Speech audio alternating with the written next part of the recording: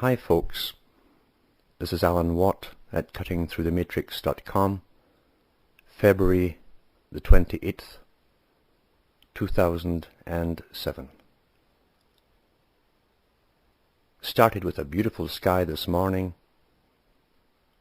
then watched the planes coming in to do their magic act with their crisscrossing massive trails right across from east to west and north to south, making all kinds of weird and wonderful patterns with chemicals. Some of the planes even did U-turns and partial circles. Quite artistic in a sense. Maybe they're getting more artists and as pilots, unemployed maybe artists, because they're getting more creative with their sky mapping. Big X's as well, because X marks the spot. But we're not supposed to really notice all this, you see. It's a hush-hush thing. We're supposed to be diverted and look at Iran, because, well, my goodness, who would have thought that all the times that we were growing up in different generations, that secretly the Iranians were the masterminds to take over the whole planet. And at least that's what's emerging now from all the propaganda that's coming out of the West, as they very demonize the enemy. Very old techniques, terrify the publics of the world into lots of weird and unimaginable crises caused by these nasty people over there, and then go in and do something about it. So much so that the people will eventually breathe a sigh of relief when you go in and blow them all to smithereens. That's the standard techniques of demonization, or dehumanization too, of the enemy. We've watched it time after time down through countless centuries. Same technique, same formula, and the drums beat. The newspapers go into action with little snippets of, my God, the Iranians are going to destroy the Americans' food crops. They've been secretly, possibly secretly, re-engineering all the food plants, and it'll knock out the crops in the US breadbasket. Well, you see, that's nonsense, because it's already been done by Monsanto and all the big boys, since they modified everything there is to modify, including some of the insects. But the drum beats go on, and after Iran it'll be straight through into Syria, since that's the agenda. That's the New American Century plan, the project for a New American Century, all coming to pass. And we're supposed to sit back, get terrified of these masterminds over there in Iran, who have been secretly planning to take over the whole planet, and kept it so secret up till now. We had no idea. At one time we thought it was the Soviets that were going to do it, and then it was the Chinese. But no, it's the Iranians. That's the real masterminds. And who would have thought, eh? This is the childish propaganda that unfortunately works so well. Why change a formula when it does work? Same old script. Demonize the enemy, terrify your own public, until they're relieved when you go and invade the enemy. Standard tricks. You know, you can condition people to almost expect tragedy. In psychology, they know that the person who's afraid of everything secretly, in a sense, wishes for it. And it isn't until their worst fears materialize that they feel a temporary relief, like a phobic person. Yet they can train people, normal people, to experience this. We're on a rush now for a new planet, a new way of living, the global community, where we live in little communes, and this little commune over here will make the soles of the shoes and for the planet.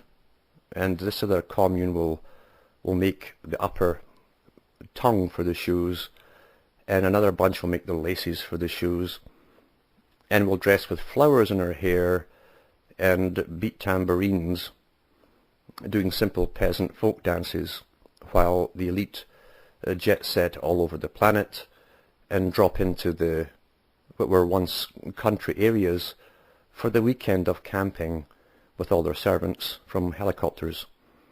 Because there'll be nobody left on the rural areas, they'll all be moved into the habitat areas making their shoes and laces and stuff to be self-supporting.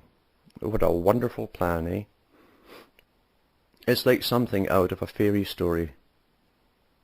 And yet that's literally what the Agenda 21 system from the United Nations is all about. Agenda 21, where we'll all live in happy little folk-type communes with fixed populations. I used to wonder about that, actually, when I first came to Canada. And whether you're driving through Canada or the US, after you see all the Masonic signs as you're driving into a town, you have a big board with all, it's telling you right away this is a Masonically controlled community. Then you'll see a billboard with the population of the town. And I used to wonder, how could they get it so even? Because it'd have 2,000 or 2,100 or 2,200, but it was always even figures, and I thought, my goodness, there's awfully good population control. It was never 2,951 or anything like that. But in this upcoming habitat society, it will even be more perfect and natural. You'll have to keep a fixed population, because the UN is supposed to dispense all the food ultimately when they're the big stick, our benefactors. They'll dish out the food to each country, as they've said themselves, and it'll be up to the elite of each country to keep the population in control, because you won't be given extra bread for extra mouths. And no doubt once that's on the books and it's working and so many are getting aborted and we're breeding for our needs, as they say, in this practical society that's to come, they'll then readjust it and make it lower and lower until there's only a few peasants making the shoes for the whole planet and the shoelaces and so on. That's what will happen. They don't need such masses of people anymore. We're all the useless eaters.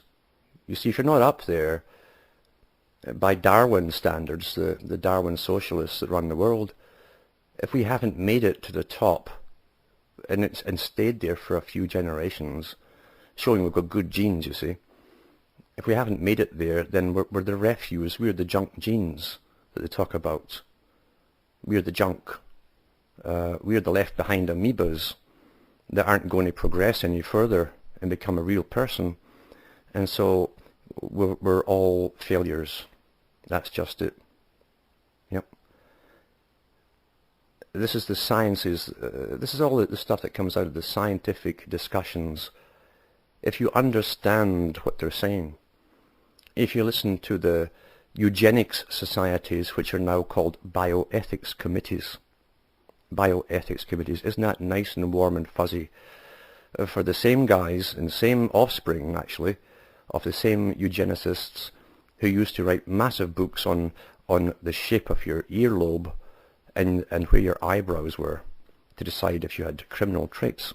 It's the same bunch, but they're now called, as I say, bioethics committees.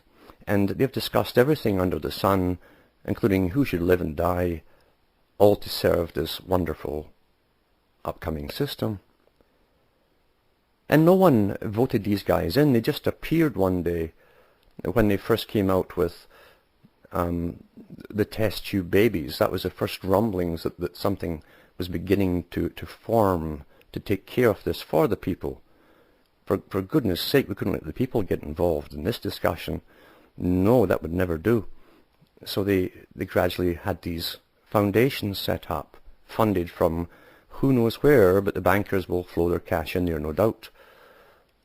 And when any major thing has to be decided to do with genetic engineering, re-engineering, or euthanasia, or any of these problems that they have, we have these bioethics committees that are non-governmental, but have governmental inputs. Isn't that something, eh? See, our whole lives are run by a new type Soviet. And that's what the Soviet meant. It was government by committees. We are living in the third way of Alvin Toffler, the title of his book, where capitalism and communism comes together to go the third way, where the elite will still run the show, a Sovietized communistic bureaucracy of those lobsters, they call bureaucrats, you know, the ones that sit there with the steely eyes and don't see you as a person. It's just like a lobster looking at you. Well, the bureaucrats will be communized and they will take care of the masses beneath them. That's what it's all about, the third way, the combination of capitalism and communism. All planned in advance, discussed internationally in advance.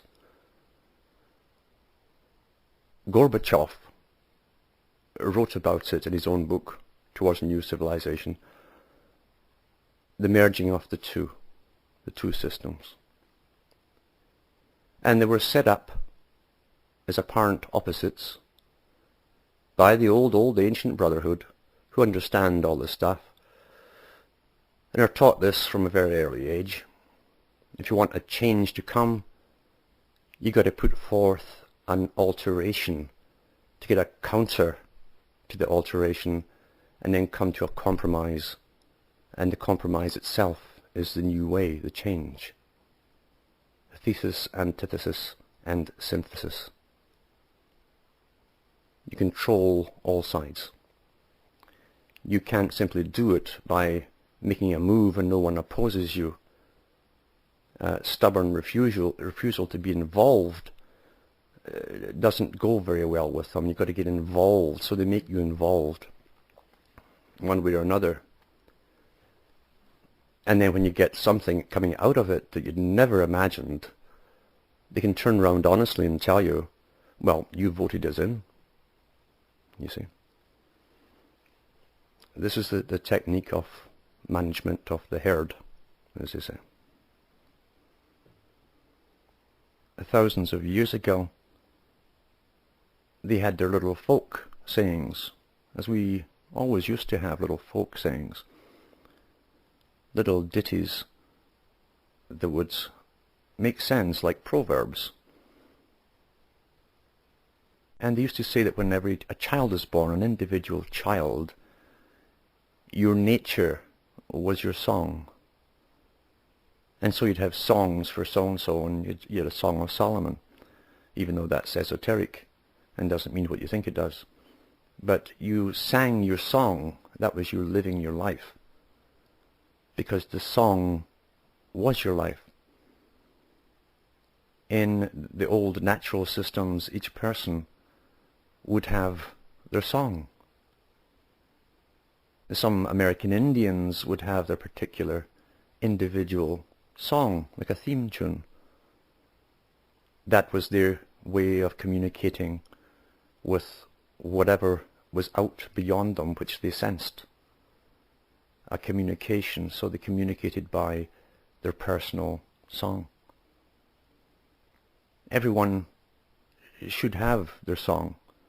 And we're a tragedy to watch people literally, mentally, and by the destruction of the soul, giving up that spark so early on in life and simply living to get old. There's no fire left in them. The song has gone out of them. I've been involved in music. I know what can be done to a song but also I know what can be done to your own song of life. And then we go through the school system where they pick apart your brain and then reshape it into what's authorized.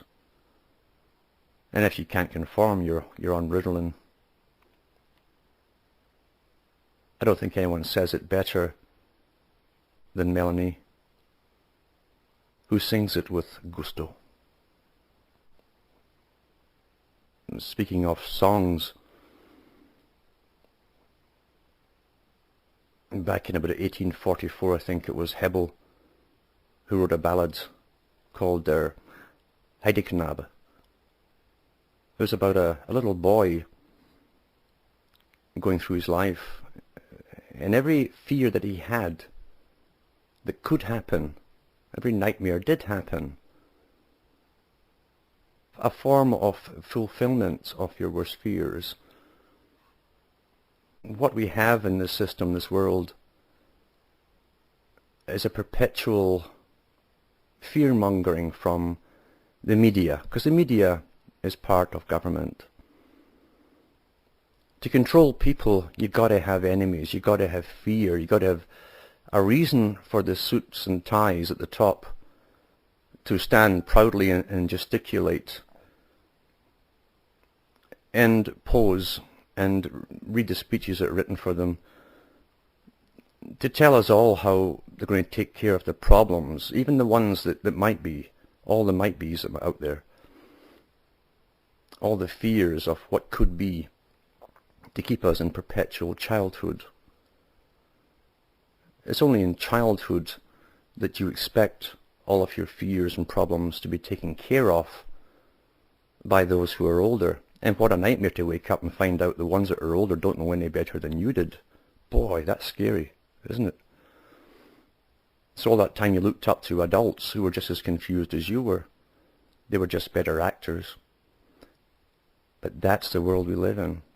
And this same technique is used to control the minds of people, especially in this artificial system, which runs on what we're told is a big gambling casino called the stock market, where everyone's future is gambled away on a roulette table every day, and depending on the outcome of these masters of the game, we either crash or we keep going on. And your job is going to be there tomorrow, or it could be gone under in the blink of an eye, depending on how that roulette table, that wheel spins and where it stops. Thank goodness we've all these masters of things we hadn't a clue of understanding to take care of it all for us. And the reason we can't understand it is because it's all bogus. Whenever you cannot understand how anything works that is vital to your life and your survival and the survival of others, there's a con game going on. You're being fooled deliberately. It's like science. You see, science can be applied to anything. You can call anything science. You can create your own sciences tonight if you want to, and put an ology on the end. Doctrine, you see. Or an ism. Ism also means doctrine. So you can create an ology or an ism and tack it on the end of a word, and it could be your doctrine. And you can give a lot of scientific terms, because the first thing you must do with any science is create your own vocabulary. Then only those you allow into the little secret club will know the secret meanings. Everyone else will be terribly, terribly impressed, but completely confused. And then you can give degrees out to your own people, and then lord over those who are impressed but very confused. That's what sciences are. You know, psychiatry will be the first to tell you they cannot cure anything. They cannot cure mental illness. In fact, the definition of mental illness is very obscure. After all, if the norm is whatever is authorized for the majority at any one period in life, or the ages, then anything outside of that is therefore deviant and therefore abnormal and therefore ill. So the whole idea is to get everyone into the majority think, which is authorized by the big think at the top, and then you're healthy. We're taught to go to school every day, put in so many hours, and go back to home at night or the evening to get you prepared for work. That was what it was always for, to get you into a routine where you'd go to work, to earn something called money, which is too mysterious. It's a whole doctrine. There's no point in trying to understand it. One day, these 5 pennies will buy this much bread. The next day it'll be that much bread, or less, or more, or whatever. And it's all a big mystery. It's all a big mystery. In the old barter days, before the con man who came along with money got involved, you would have 2 people who would exchange this for that. And they would decide between the two how much of this you'd trade for how much of that. That was it. Because value and a price is only an idea. That's all it is, someone's idea. And in came the third party who conned them into using this thing called money, which you can't eat. And silver and gold are pretty useless for most things that you need. They're no use for tools. But here you are, you're getting something which is hard to find, or harder to find. That's why they picked it. The Phoenicians were using it, thousands of years ago. They knew this too. They had miners on the go, all slaves, slave workers.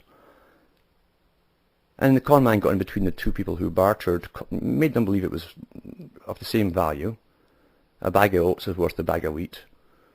And then once he had the whole system under the thumb, he says, oh well, we need 10 bags of that oats to go for that 1 bag of wheat. And when you ask him why, he'd tell you about scarcity of supply and demand and all this kind of stuff, and use his newspeak on you. And eventually you throw your hands up and says, geez, if I have to understand all this, I'll never get any work done. And he says, that's what I want. And you went back to work and he ran the money. And nothing has really changed up until the present. This is the con game of money. They used to tell you too, just work hard, and you'll get up there in life. You'll get on in life. You can get out those scrubby old clothes and just work very, very hard, and you'll get noticed at work. And one day you'll get up, you'll even get a suit and tie one day, and you'll be up in management positions. And it's like pointing to a cave and telling 10 million people to run and try to get in there. It doesn't dawn on everyone that only so many will fit in to that cave. You couldn't all get in, so there can only be 1 or 2 or 3 or 4 or a few at the most. And yet this is the con game that was pulled on everyone. Just work hard and you get up in life. And isn't it strange, no matter how many generations have worked hard, they still really don't have much at all. Really, when you boil it down, they rent a place which they think they've bought. They get demand twice a year, at least, from different branches of government, demanding money for this shell that they have, like a tortoise shell. Only a tortoise shell is more enduring than little sticky things we have here called houses. But money's demanded from them. They still believe it's theirs because, and they'll tell you that, well, I bought this place, as they pay thousands of dollars a year for the privilege of owning this place. And what you've just got yourself, apart from a lifelong headache of repairing these ticky-tacky houses, which aren't meant to last in the first place, and it does keep the lumber business going and all the tool places going, what you've got are 4 walls, really. 4 walls containing lots of air. If you discard all the stuff that's inside, all the things you're supposed to have and all the plastic junk from China, And all of that stuff that you're supposed to have is authorized that you have it. In fact, they would complain that you were neglecting your children if you don't have all that junk. So you can't win in this system by following the system. But all you've done is enclosed a lot of air, and you get taxed for the privilege of breathing it inside that shell, which you don't own, but you're paid for. And when you go bankrupt and you're kicked off in the street, and the bank seized it or the government seized it, but one of the two will seize it, you see. And there's no mercy anywhere. We wouldn't put an animal out like this, but you'd put humans out like that, because others might get the idea that, oh, we've got rights. So they put you out in the street. And then the banks flip it again, and some other young pair of schmucks buy it, and start all over again. It's a tremendous con game in business. And even if you die, if you manage to get through all the battles in life and crawl through battle scarred to the bitter ends, and then you die in the place and put it in a will for relatives, well, in they come and take it for death duties. Duties. Did you know you had a duty to do with death? A duty. Death duties, they call it. And all those years of frantic worrying and repairing and paying and paying and paying go nowhere. They'll seize it too if they don't get their cuts. And who introduced this income tax and property tax, etc., and death duties? Well, who introduced it in Britain was an organization.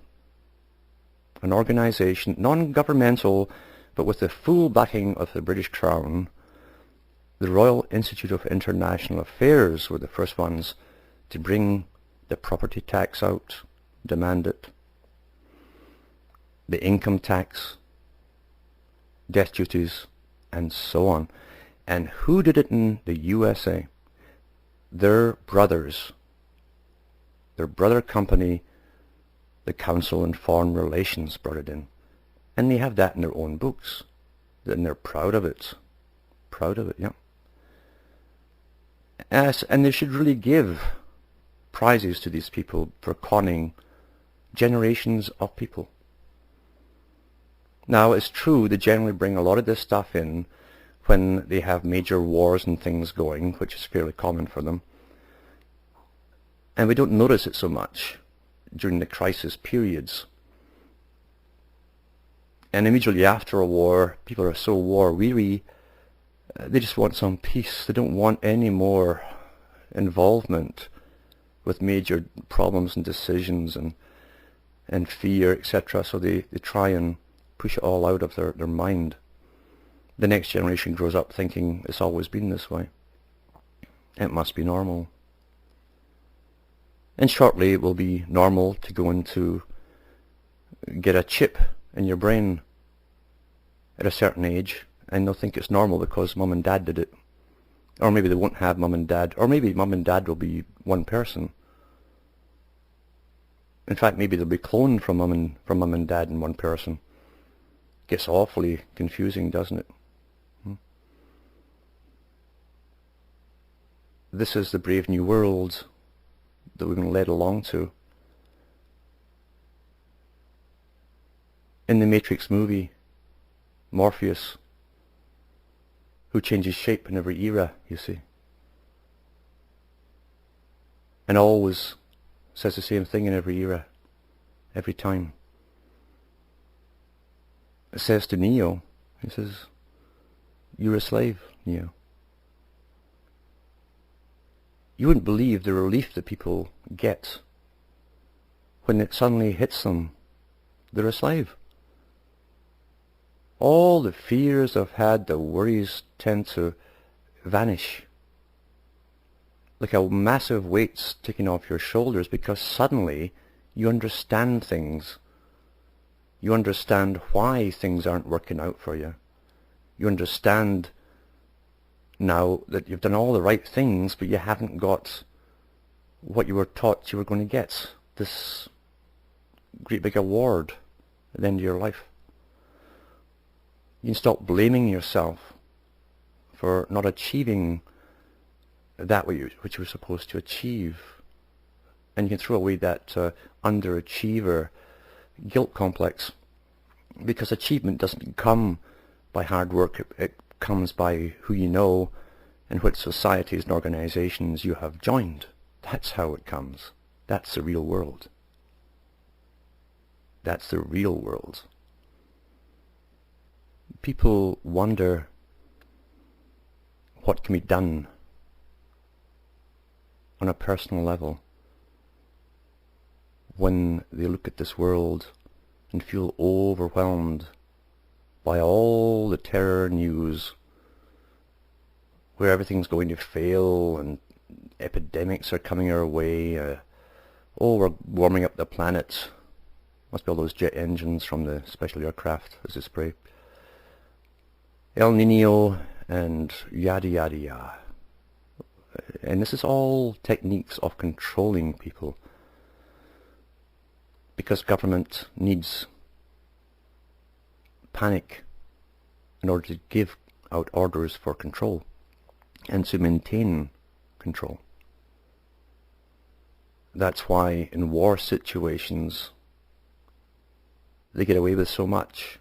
People give up everyday rights thinking it's for the greater good.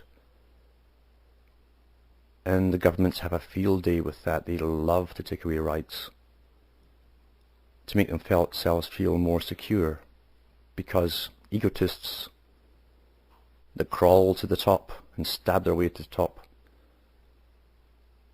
want power. And those who crave power think everyone else must be the same as themselves, so they become ultimately ruthless. Therefore, the more panic they can create in order to protect you and justify their reason for being a tyrant, the more they will do. That's your history. That's your history in detail. In fact, that's all you have to really know. Same techniques over and over again. Well, the individual can do a lot. It's not a matter of going out and evangelizing to those you know best.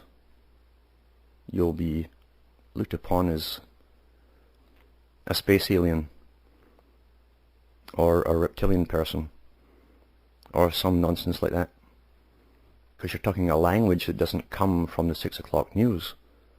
You're giving them details and facts about things which really are foreign content to them. They haven't got it from their newspeak, the television set.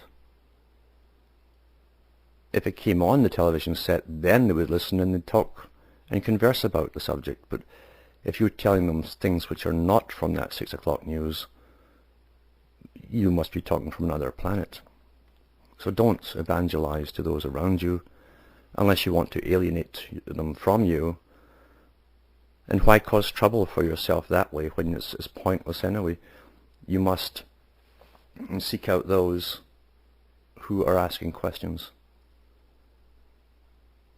It doesn't mean that you'll end up on the same path necessarily by teaching them or exchanging views, but at least you can get certain topics broached and you can bounce ideas back and forth. When you're up against a system that's thousands of years old, at least thousands of years old, a science, you don't expect to knock it down in one fell swoop. You've got to take time to chip it away. And you'd be surprised how the largest object will come down when you just chip away, like a beaver. I've watched beavers go to work on trees until they have almost a pencil point of a tree trunk balancing on the other point of another pencil. That's what it looks like. And they are terrific engineers. They know how long it's going to take to finish this tree. They know where they want it to fall, what direction they want it to fall, and when to get out of the way when it starts falling. They know all of that, and they have patience. Patience. And when you watch a beaver, he does it on his own. He doesn't go around saying, gee, that's a huge tree. I better get a whole bunch of beaver here, and we can all go at it. He starts his own chipping away. He doesn't look for confirmation. Am I doing a good job? He just knows he is, because he's got patience. And this big monster of a tree will eventually fall. And it'll fall exactly where you wanted it to fall. And afterwards he doesn't look round for applause. He's done for what was for him a natural thing. The largest things can fall by the acts and the patience of someone who puts some life into what they're doing. When you realize there is a real war going on, very deceptive, well camouflaged, but you understand what it is, and you realize that everything else takes second or third place. Then you start putting your life into something that's real and worthwhile. And just like the beaver, you don't look around for applause at the end of it.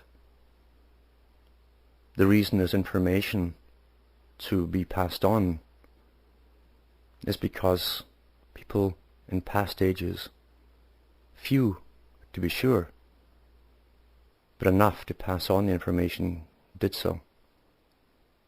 And that's made all the difference in the world in a very specific way. The reason the deception is used today to control masses of people is because of the people who were awake in previous ages passing on knowledge.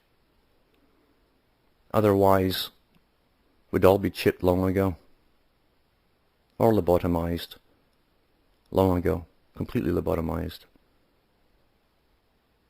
It's only been the more cautious and devious way of governments, way of getting round that, that's led them to create such a system of massive propaganda and indoctrination through television and media and schooling. It wouldn't be necessary except for people who passed on knowledge and wisdom through countless centuries. The people who could point to the king and say he has no clothes and break the spell that held the masses.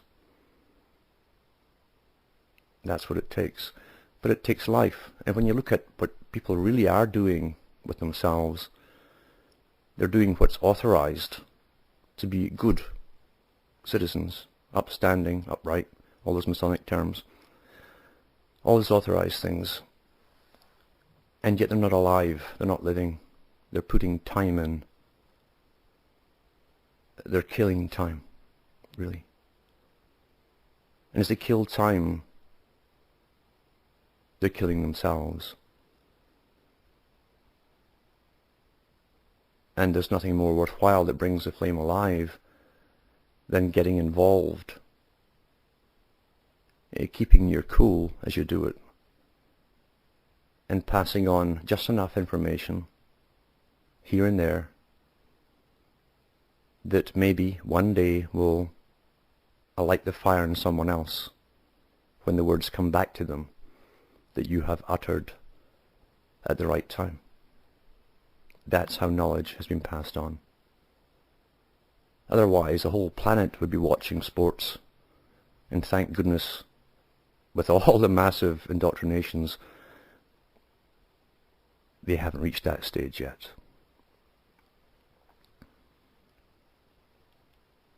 To put so much in to a few lines sometimes,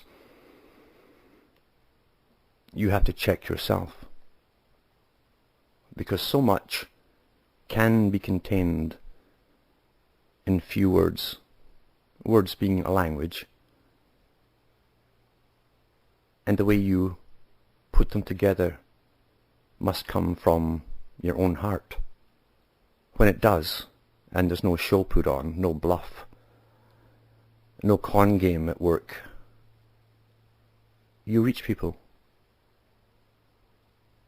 Simply be sincere, but make sure that you believe in what you're saying first. And you will find that people come alive because they can't debate or argue when it truly comes from the heart.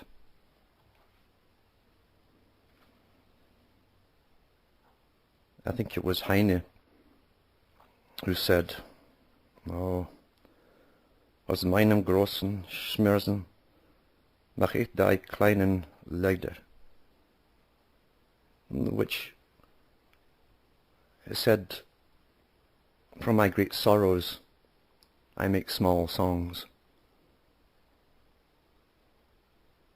In other words, in the depths of areas you allow yourself to go into with the emotions which are part of being human can bring out tremendous wisdom. And yet you can never condense everything you've learned into even a book about it, because you personally will learn so much. You know, we live in a world where most people truly are afraid to contact people around them, or simply say something they want to say, for fear of breaking the silence or shattering the illusion. They want to conform. They want to give up their own personal song and conform to the authorized choir. And that's the death of not only individuals, it's the death ultimately of humanity when you're all singing in the same choir, because that means someone's conducting you and someone wrote the song, but not you. What a dull, dreary world that would be when there's no possible way to see variation. When there's no point visiting someone because you know what they're going to say. Why go there when you know what they're going to say? People do things through habit nowadays. They even visit each other through habit. Everything becomes habit as they put time in. Just putting in time. You have a life to live, and yet they're putting time in where their own creativity could be used to the full. They switch on televisions and read novels and find ways to pass the time, ways where experts will write the program for them. You don't participate watching a movie, or watching anything for that matter. You're being downloaded by someone who sat down to write something, and now it's been downloaded into you. Not so much because you're interested in it, but because you want to pass the time, to pass away the essence that is living. When children were cooped up at one time, before they had computer games and sat and fiddled with their thumbs and fingers with a little plastic thing, they used to go outdoors and burn off their energy. Mind you, they were a bit fitter. They didn't have all the modified food, not as badly anyway, that we know of, and they didn't have as many inoculations, so they had energy to burn, but they were never bored. Never bored. It's scary today to talk to a lot of youngsters. The ones who do sit with their games and twiddle their fingers with the plastic thing, or have their eyes fixed on something, a screen. And if they don't have that game, or they've done it so many times, they'll sit there and they'll sigh. If you ask them what's wrong, they'll say, I'm bored. Here they have a life to live. When you're young, you think you'll live forever. Death is a foreign concept. It's more so today, now that you don't see anyone who's dead. Everything is sanitized and taken care of somewhere else. But they've one life to live and they're bored. Already bored. To go somewhere and see things or look or think for themselves is almost a foreign idea to them. They've grown up to believe that you pay for entertainment, you pay money. If you don't pay, then it cannot be valuable. So they always want money to go and visit things and see things. It would never occur to them to simply get out into the country and hike through a forest on their own. They're bored. Boredom. Their song, if it ever was there, is now quenched already. Because the song in a person is your fire. It's the driving force within yourself. It gives you the inquisitiveness. It gives you the yearning to be excited and go and look and see and do.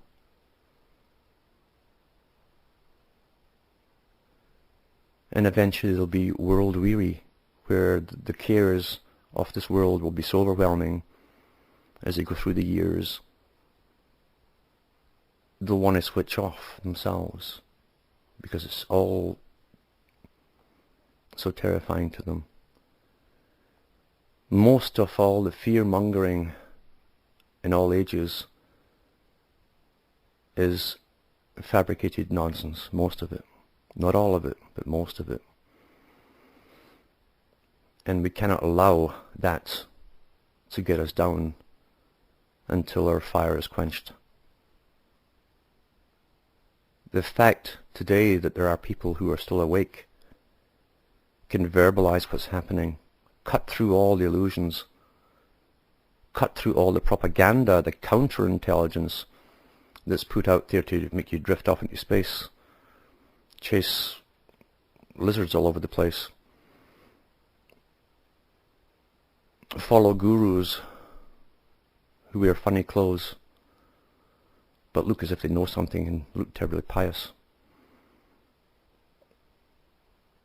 And those ones who I call the card sharks, who give you futures from a piece of paper or a bunch of paper.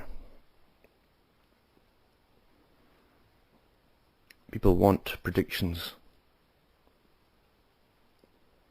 only when they're terrified of making their own life. Because living is a chance. Everything in life is a chance. And only those who die internally do so because they won't take chances. Till eventually they'll be much older and they'll say it's too late for me to alter anything. Why would you choose to live in a life of misery when the fate of the future lies within you, if you care to start utilizing it?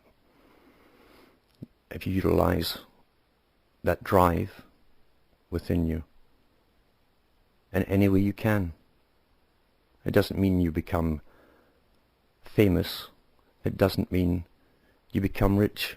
You won't become rich if you're doing it the right way, unless you get the backing of governments. But you'll be rich in wisdom, rich in experience, rich in friends.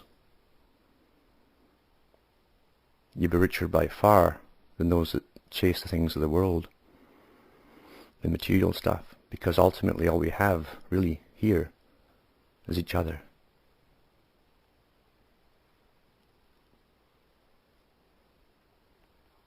And by that I don't mean the faces we put on, the authorized faces, the pretenses. I'm talking about the real people within. That's what life really is about. The acting, the persona people project is the authorized version that someone somewhere at some time decided we're all supposed to copy.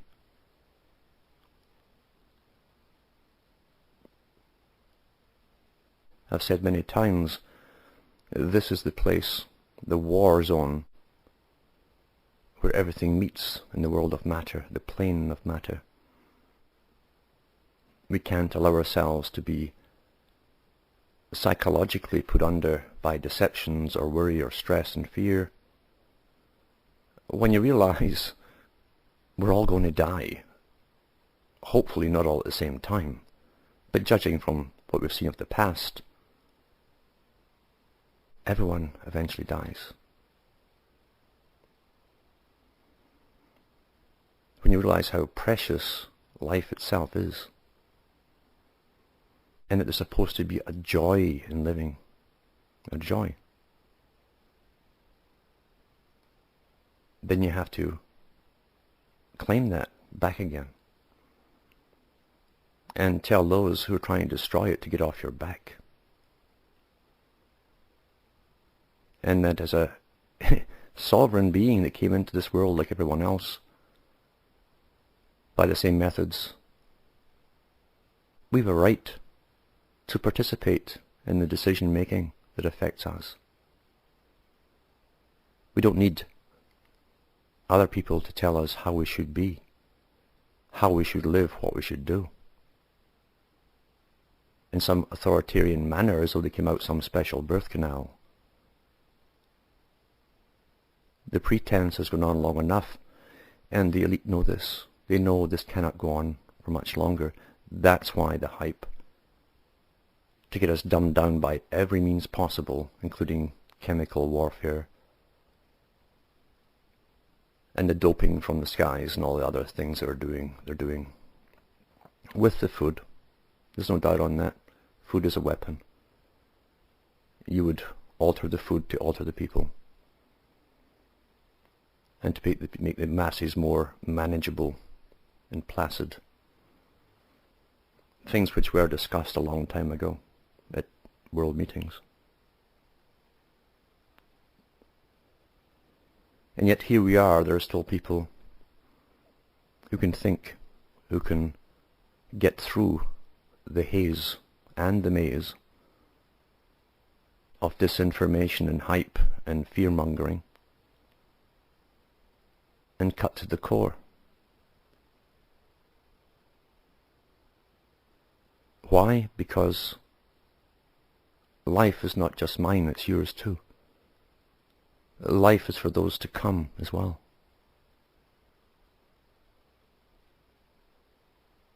And life is supposed to be lived, not fretted through and worried through or cried through. It's supposed to be lived, even though you'll do all of those things at some time, but not all the time.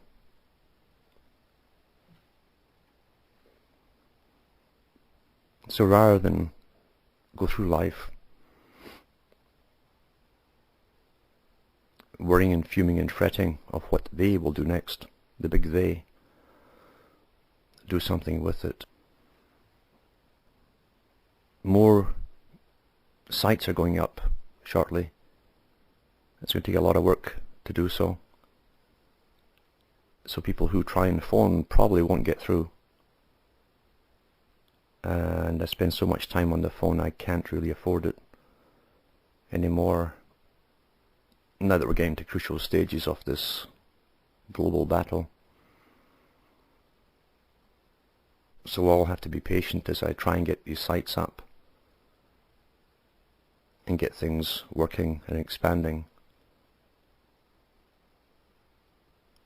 So to finish up, I'd just like to repeat, don't simply put your time in like a prison sentence. Stop passing time and start doing something with it, with the fire, with your own song. Sorry for the rushed blurb, but it's been a hectic day. I hope you're all doing well. For me and Hamish, it's good night, and may your gods, or God, or favourite poem go with you.